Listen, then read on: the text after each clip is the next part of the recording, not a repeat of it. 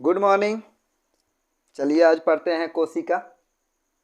ये बहुत ही इंटरेस्टेड और बहुत बड़ी टॉपिक है और कोशिश करेंगे कि इस सेल यानी कोशिका चैप्टर को आपको अच्छे से ढंग से समझा सकूं। कोशिका हमारे जीवन की सबसे छोटी इकाई है। क्या है? कोशिका हमारे जीवन की सबसे छोटी क्रियात्मक और रचनात्मक इकाई है कोशिका। या कह सकते हैं कि सेल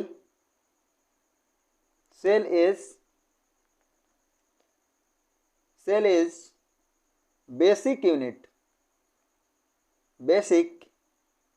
यूनिट ऑफ लाइफ। ये जीवन की सबसे छोटी या बेसिक कह सकते हैं यूनिट है। इट इज स्ट्रक्चरल एंड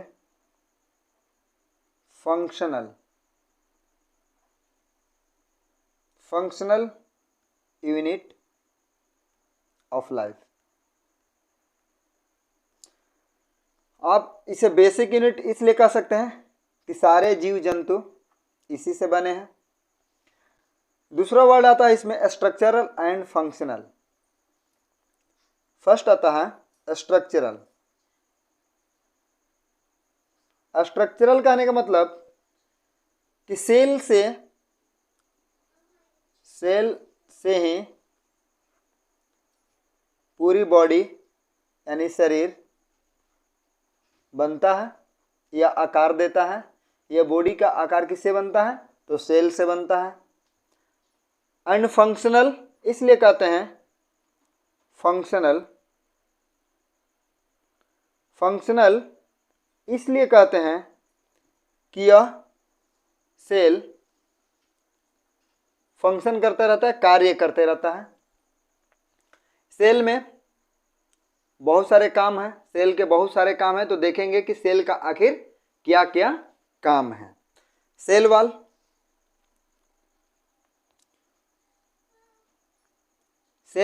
या कोशिका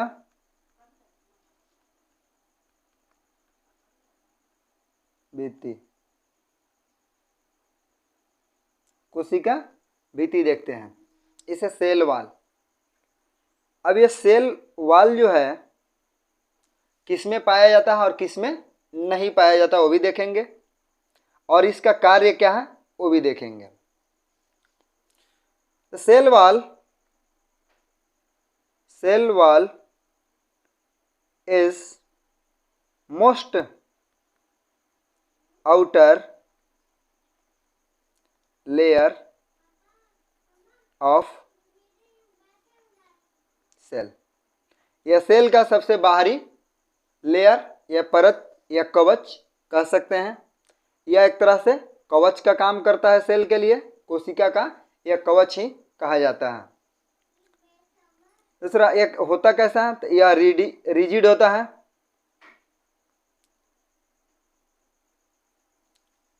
प्रोटेक्टिव होता है, यानी ये प्रोटेक्ट भी करता है, एंड सपोर्टिव भी होता है।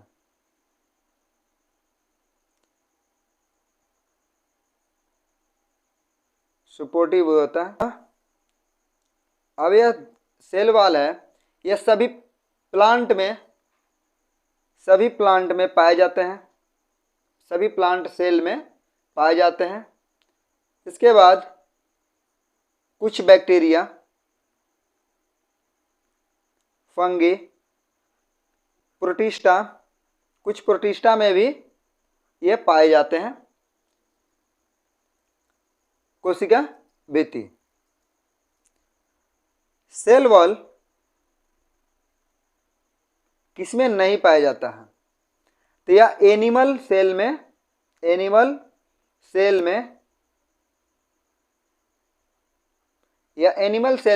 नहीं पाया जाता है।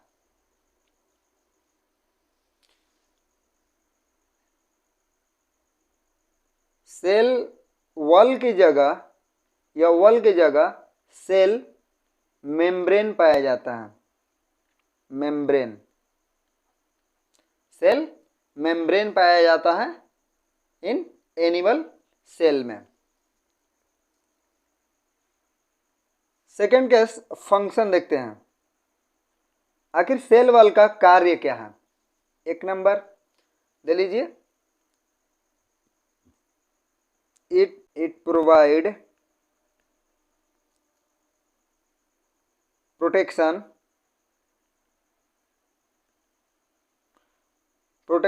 To inner content,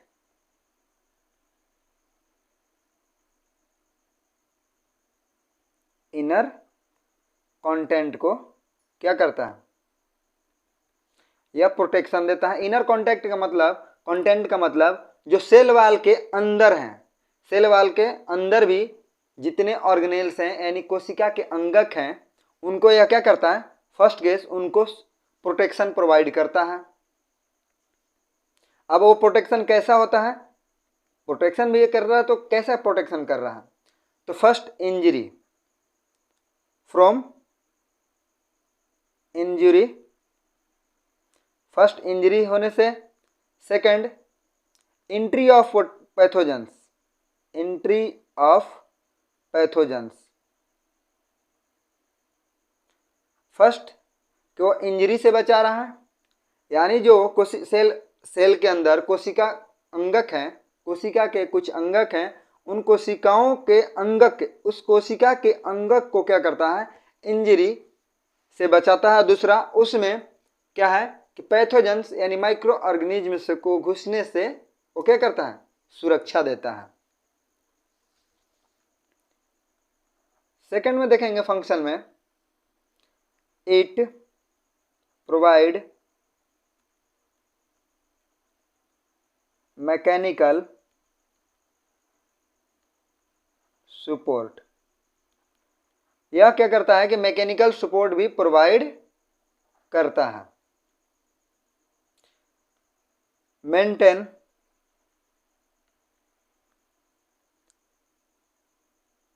cell shape, अब यह कोशिका के आकार को भी मेंटेन करने में सहायता करता है सेल वॉल।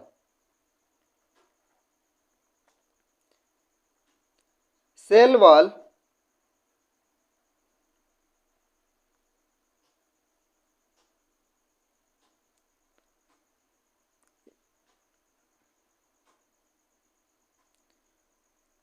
सेल वॉल के पास रूट हेयर होते हैं, रूट हेयर होते हैं, रूट हेयर होते हैं जो मिनरल एंड वाटर को एब्जॉर्ब करते हैं, एब्जॉर्ब करने में क्या करते हैं, सहायता करते हैं। क्या, सेल वॉल के पास जो रूट हेयर हैं वो।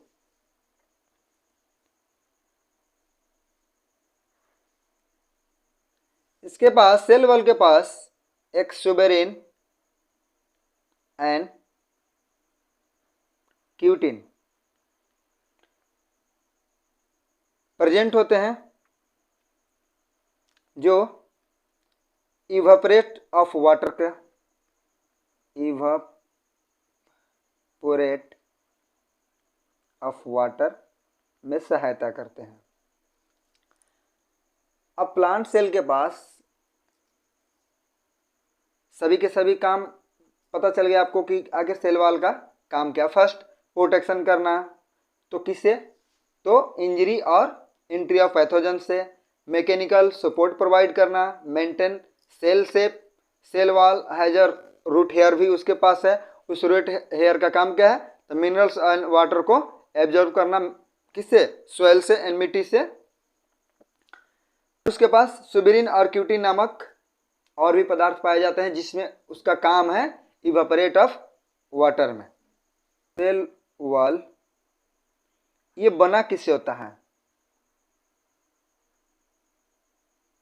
कंपोजिशन किसका होता है, कंपोजिशन एक, ये कंपोजिशन जो सेल वॉल का है, सेल वॉल का देखिएगा कंपोजिशन यानी किससे बना होता है सेल वॉल, तो सेलुलोज को देखेंगे, सेलुलोज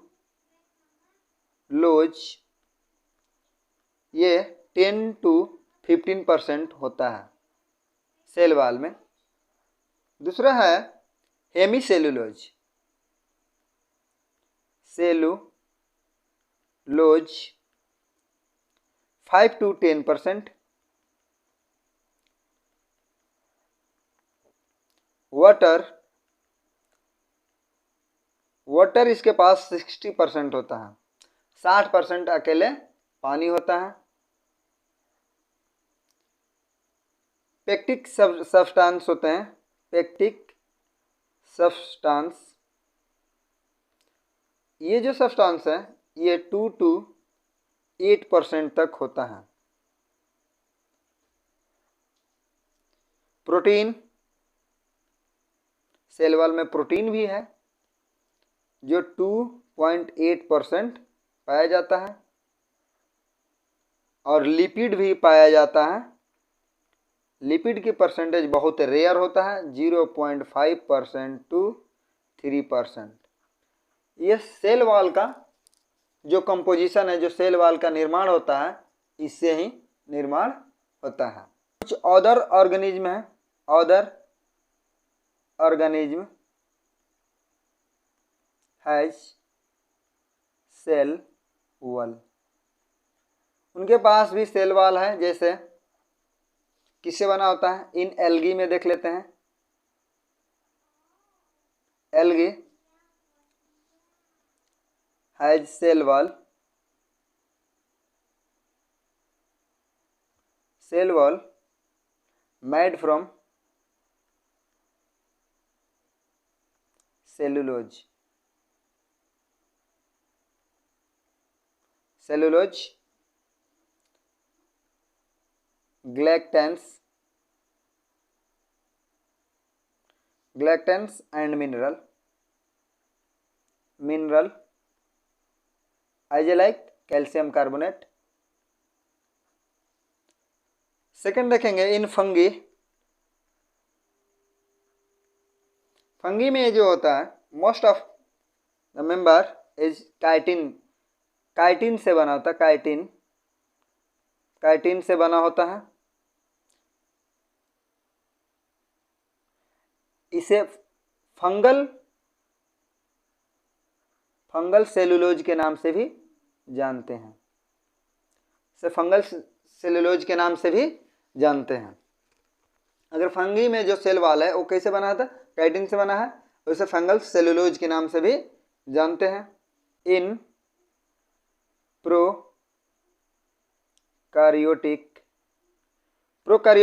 जो सेल हैं उनमें ये जो बना होता है सेल वाल, पेप्टिडो ग्लाइकन से में ये मिलकर बना होता है, पेप्टिडो ग्लाइकन से मिलकर बना होता है। और माइकोप्लाज्मा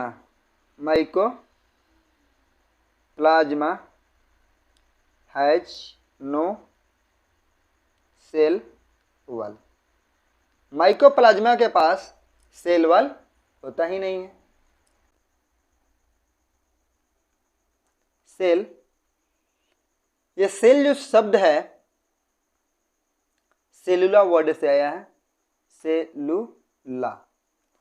सेलुला वर्ड जो है ये रिप्रेजेंट करता है ए स्मॉल रूम। ये लैटिन वर्ड है सेलुला और इसका मतलब होता है ए स्मॉल रूम। इस सेल का मेडिकल में इसका नाम साइटो है। Discovery of cell is cell in 1665 by Robert Hooke. Robert Hooke के द्वारा 1665 ईस्वी में सेल का खोज किया गया और जीवित कोशिका का खोज कोशिका का खोज एंटोनियो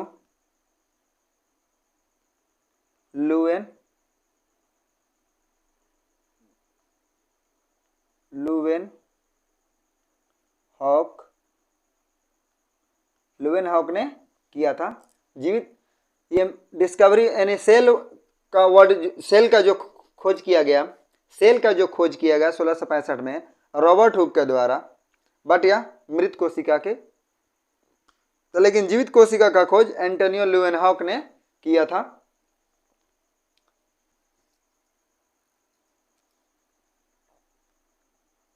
रॉबर्ट हुक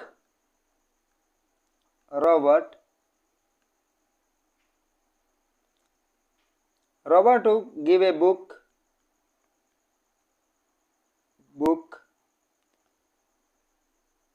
इन्होंने एक किताब दिया दुनिया को जिसका नाम था माइक्रोग्राफिया। उन्होंने 60 तरह के ऑब्जर्वेशन को इसमें लिखा है।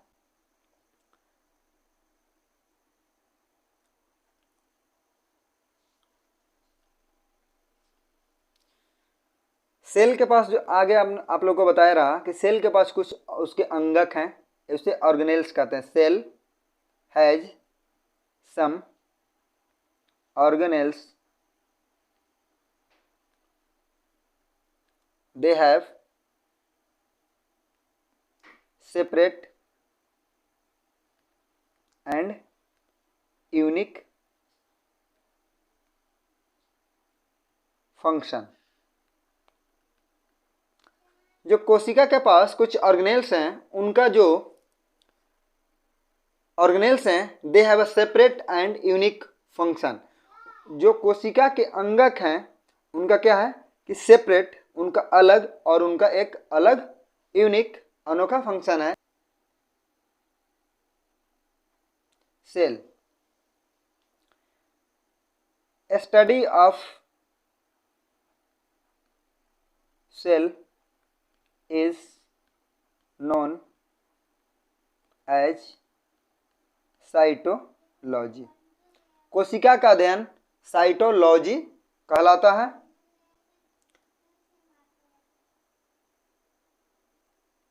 सेल थ्योरी जो सेल यानी कोशिका सिद्धांत स्लाइडेन एवं स्वान नामक वैज्ञानिक ने इन्हें दिया। कोशिका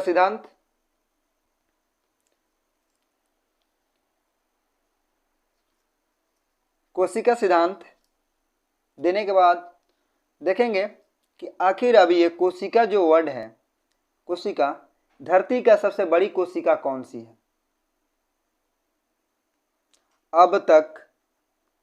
अब तक यानी धरती पर सबसे बड़ी कोशिका, धरती का सबसे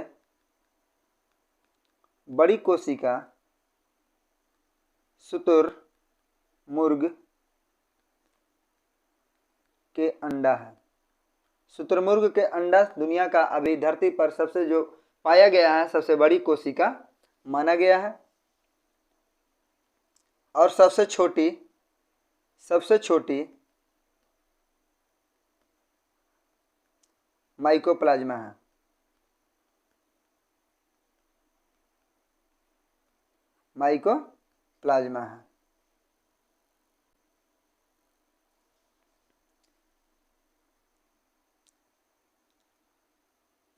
मानव में सबसे बड़ी कोशिका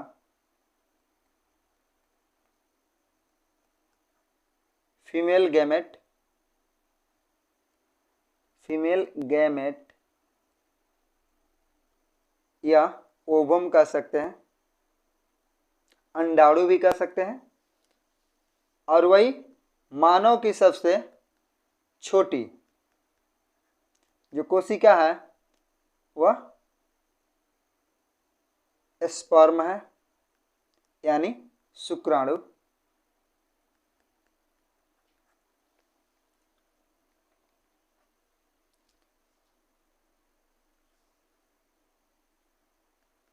मानव में सबसे लंबी कोशिका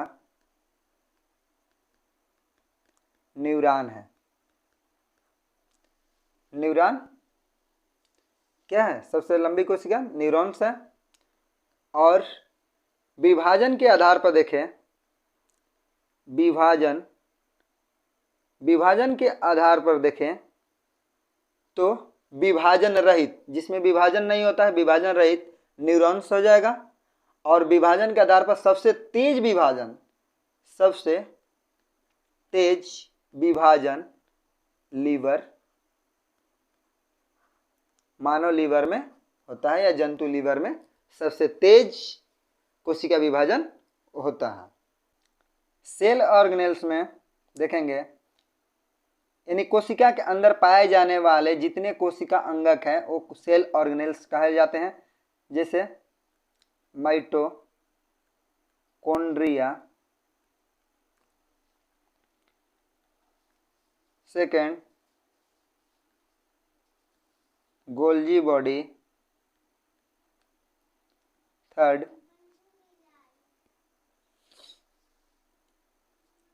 राइबोसोम, 4 सेंट्रोसोम,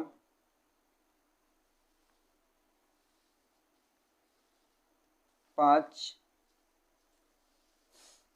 लाइसोसोम, 6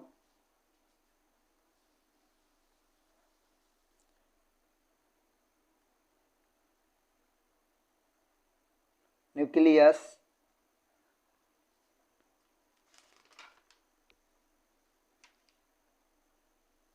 वैकुल्स,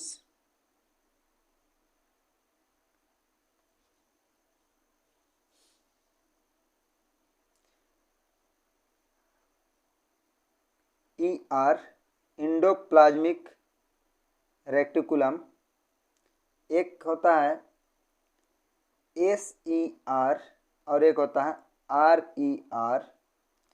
ये स्मूथ इंडोप्लाज्मिक रेटिकुलम और ये रफ इंडोप्लाज्मिक रेटिकुलम। ये कोशिका के कुछ अंगक हैं जिनका कुछ अलग कार्य है।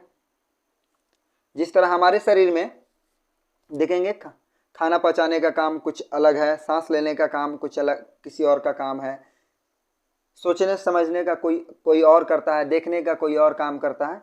ये सारे जो अंग हैं उसी तरह ये सब कोशिका के अंगक हैं।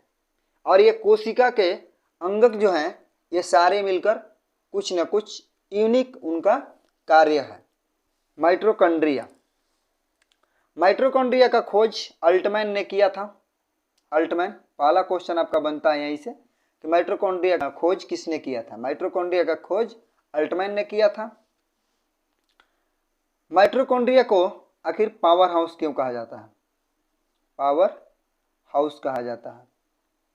माइटोकॉन्ड्रिया का एक अनोखा नाम है पावर हाउस।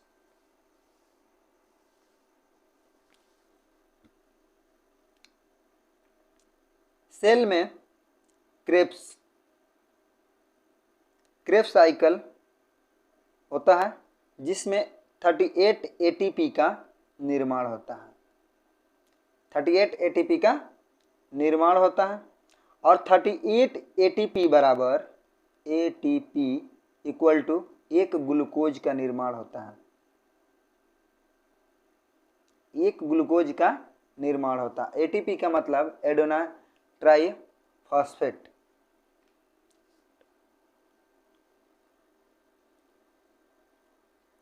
फोर्थ में है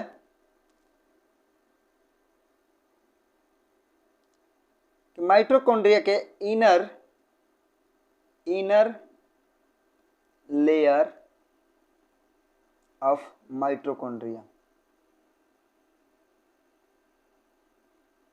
माइटोकॉन्ड्रिया के इनर आंतरिक परत को क्या कहा जाता है? तो इसको क्रिस्टी कहा जाता है। क्रिस्टी कहा जाता है।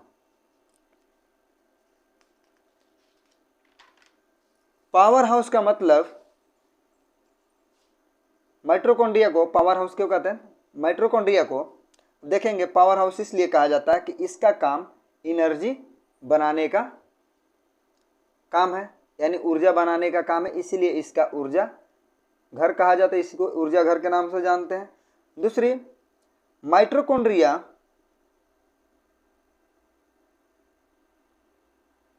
Has separate DNA, separate DNA.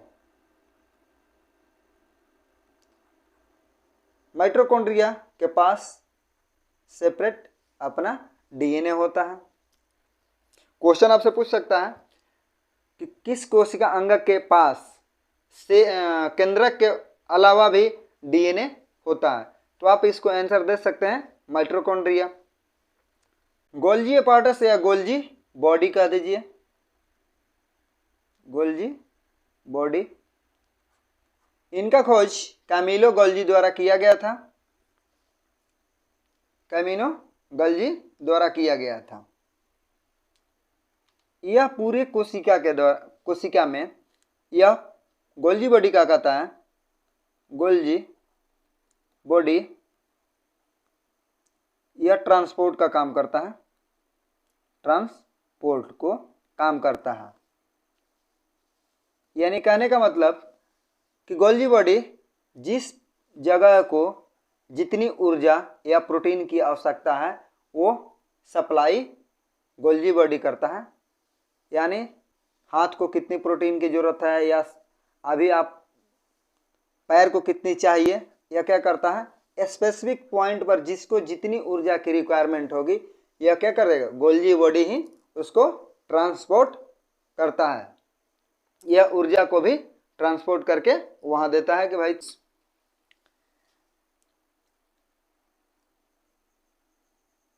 Vacuoles cell में, ये बॉडी में जो होता है ना 70% पानी पाया जाता है।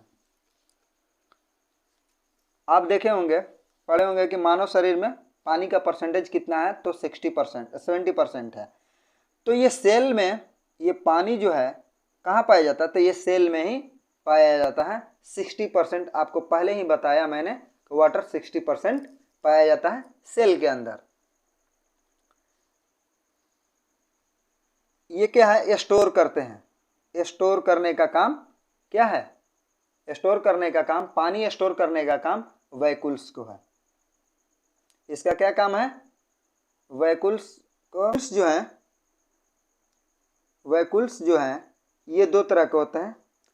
पादप में बड़े होते हैं और जंतु में छोटे होते हैं।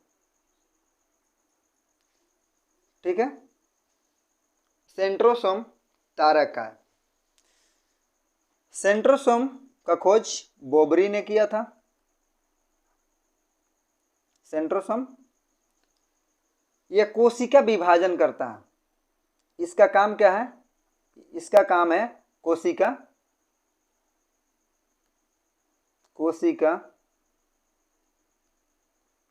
विभाजन करना। यानी एक कोशिका से दो कोशिका को निर्माण करना, और यह उनकी मेंटेनेंस को बनाए रखता है। यही सेंट्रोसोम अगर नहीं रहता कोशिका में तो कोशिका का विभाजन होता ही नहीं। तो आपको मैंने बताया कि न्यूरॉन्स में सेंट्रोसोम होता नहीं है, सेंट्रोसोम होता नहीं है। इसके चलते न्यूरॉन कोशिका का क्या होता है, विभाजन नहीं होता है। एक बार जब जिस न्यूरॉन कोशिका बन गए वो डिस्ट्रक्टिव होने के बाद में उनका रिपेयर का काम नहीं होता है। और यही बात पढ़ाया कि लीवर में सेंट्रोसोम ज़्यादा होने के कारण लीवर अगर कुछ उसकी क्षति भी होती है तो अपनी क्षतिपूर्ति कर लेता है। ये कोशिका विभाजन जो होता है ना, समसूत्री विभाजन होता है। समसूत्री विभाजन होता है। समसूत्री विभाजन का मतलब जैसे पहले कोशिका था उसका 2 कॉपी सेम कॉपी बनाता है। यह अपने आप को सारे गुण को लेकर साथ विभाजन करता है, इसीलिए इसे समसूत्री विभाजन कहा जाता है। अपने जैसा सेम कोशिका का निर्माण करता है, इसे कोशिका विभाजन या समसूत्री विभाजन कहा जाता है।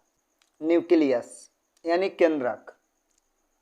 अब देखिएगा केंद्रक का कार्य क्या है। ये रॉबर्ट ब्राउन द्वारा खोजा गया था। केंद्रक न्यूक्लियस का खोज रॉबर्ट ब्राउन द्वारा किया गया। पहला क्वेश्चन आपका बनता है कि न्यूक्लियस का खोज किसने किया, तो रॉबर्ट ब्राउन ने।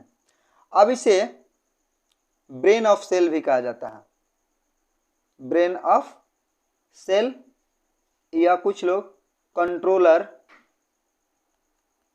कंट्रोलर ऑफ सेल के नाम से जानते हैं। कंट्रोलर ऑफ सेल के भी नाम से जाना जाता है। सेल ये पूरे कोशिका अंगक के कार्यों को कंट्रोल करके रखता है। इसका काम क्या है, ऑर्गेनेल्स, सेल ऑर्गेनेल्स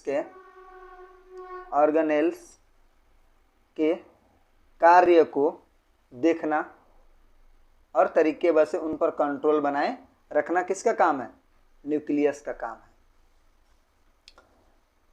न्यूक्लियस के पास डीएनए होता है, डीएनए क्रोमोजोम,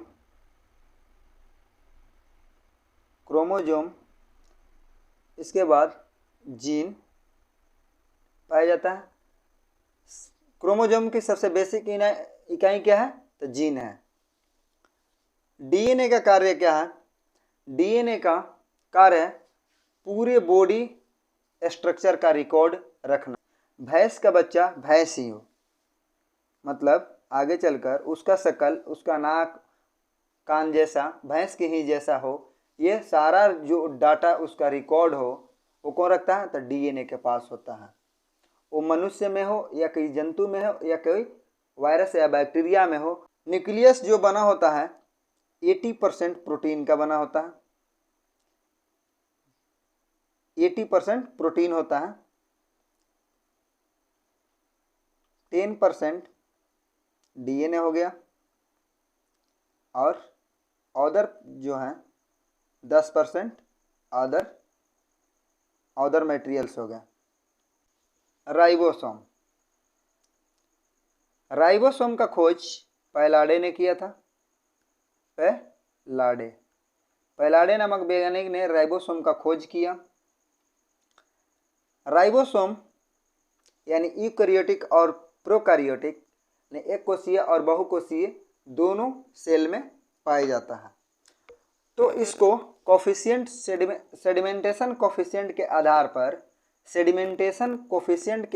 पर इसको बांटा गया है कि किसका राइबोसोम बड़ा और किसका छोटा होता है। तो सेडिमेंटेशन कोफिशिएंट के आधार पर प्रोकैरियोटिक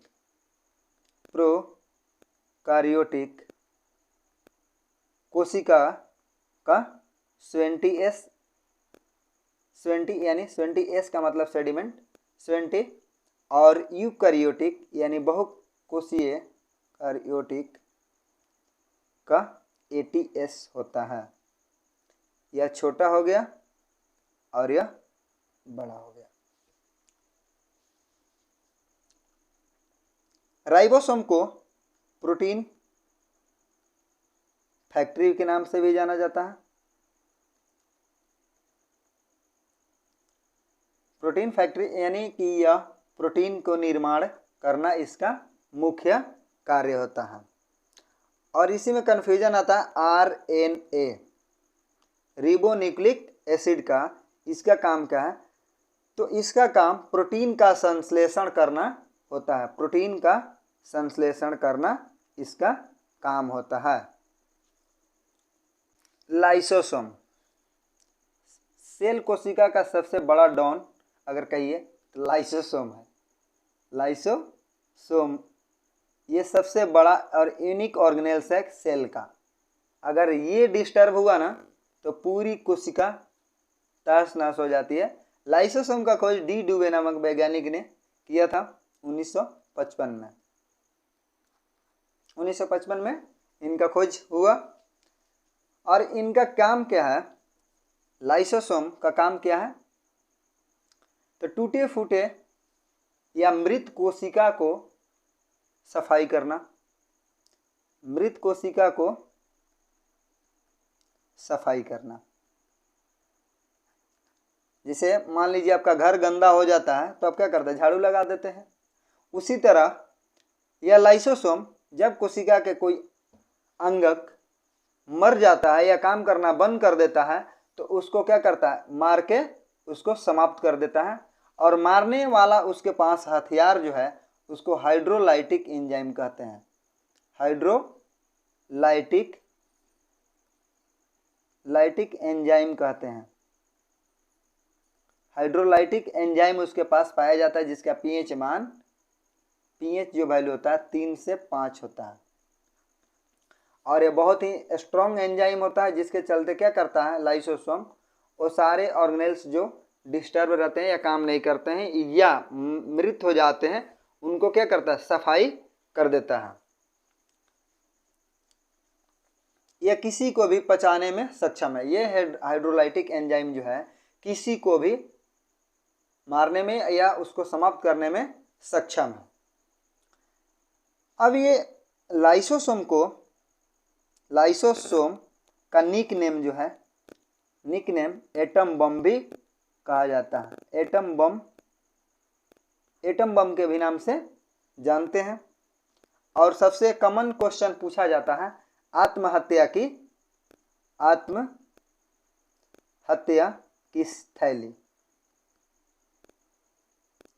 थैली किसको कहा जाता है, सुसाइड बैग के नाम से। सुसाइड बैग किसको कहा जाता है, तो लाइसोसोम को कहा जाता है। लाइसोसोम को सुसाइड बैग के नाम से क्यों जानते हैं?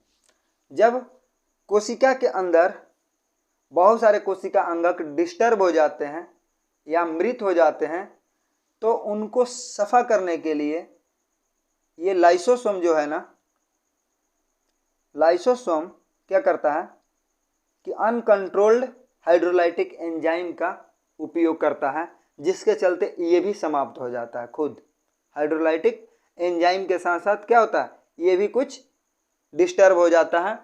और बेसिक तौर पर कहिए ना, यानी सेल का जो न्यूक्लियस है ना, यानी केंद्रक जो है, केंद्रक यह सही तरीके से यह फैसला नहीं कर पाता है कि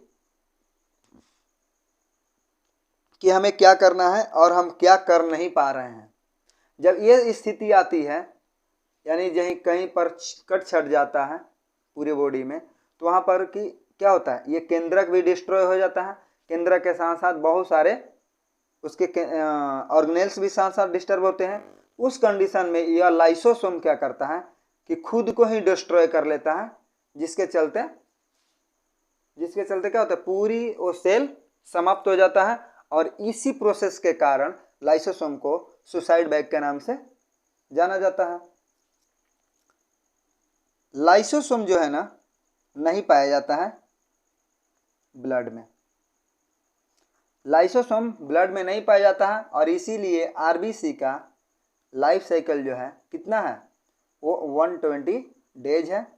और यह इसका कब्र जो है, आरबीसी का कब्र जो है, आरबीसी का जो कब्र है, ग्रेवयार्ड जो कहते हैं, ग्रेवयार्ड जो है स्प्लीन को कहा जाता है, स्प्लीन को कहा जाता है। और यही स्प्लीन मलेरिया होने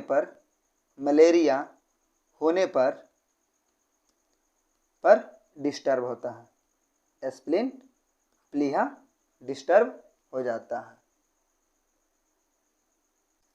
एंडोप्लाज्मिक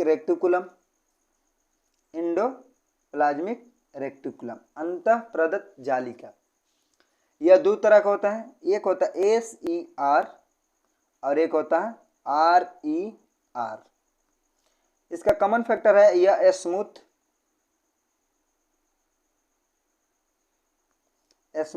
एंडोप्लाज्मिक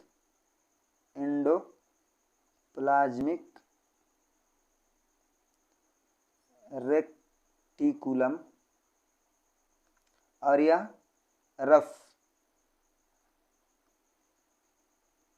एंडोप्लाज्मिक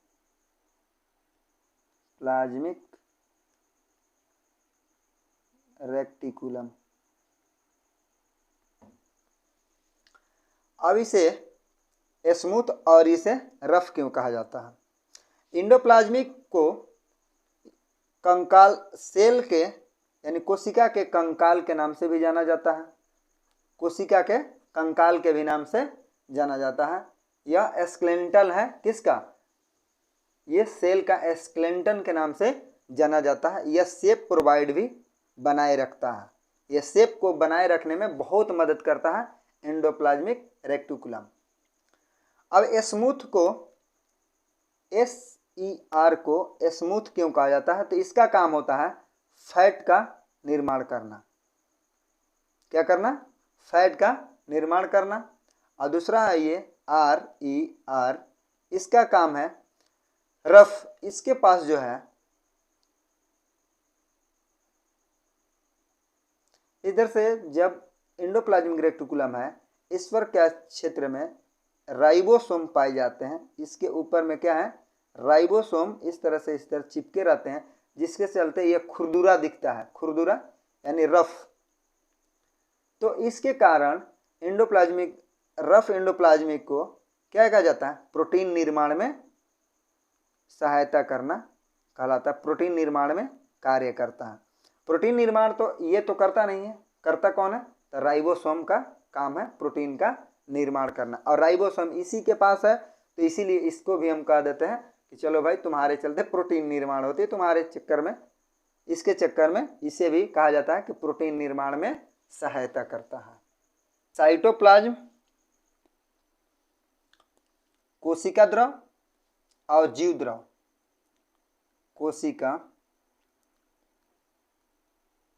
कोशिका द्रव और एक होता है जीव द्रव। ये कोशिका द्रव क्यों है और ये जीव द्रव क्यों कहलाया? जीव द्रव कहलाने के लिए इसको साइटोप्लाज्म और न्यूक्लियोप्लाज्म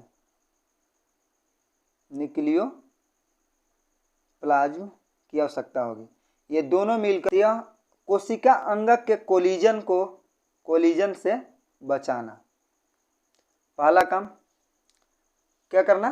कोशिका अंगक जो है आपस में टकराए नहीं, और टकराए भी तो उनके बीच उतनी इंजरी ना हो, इसलिए उनको यह मेंटेन यानी उस कोलिजन से बचाने के लिए कोशिका द्रव की जरूरत होती है।